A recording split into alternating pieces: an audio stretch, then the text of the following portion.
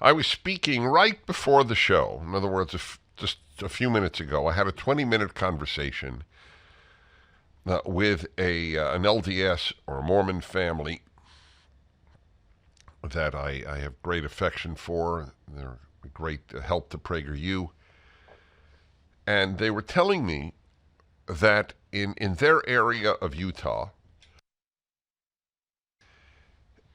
it is widespread in the major public school of this city, or I guess I mean, it's a city. It's not a town.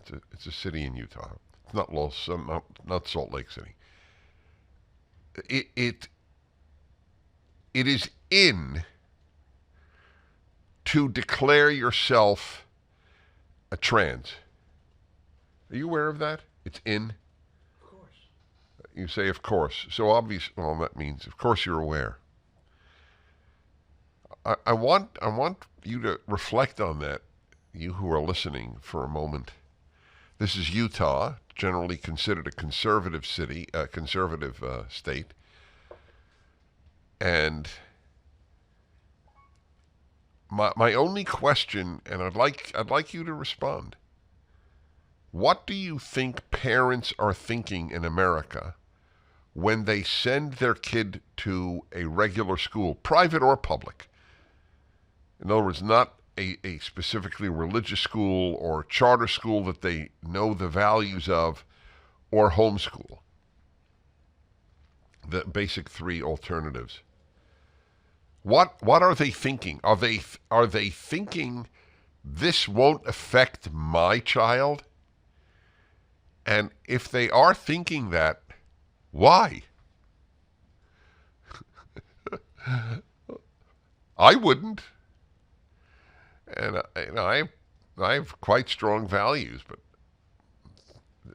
it wouldn't matter. Oh, and early in my career, I had a woman on. I'll never forget. I don't remember her name. She wrote a book, and I had her on as a guest. And her thesis, or maybe I didn't even have her on. Maybe I just read from her piece. Her thesis was that peers are generally, not always, but generally more impactful than parents. Are you familiar with that thesis? And it bothered me, but it did not strike me as wrong. You spend more time with your peers, and your peers are your peers.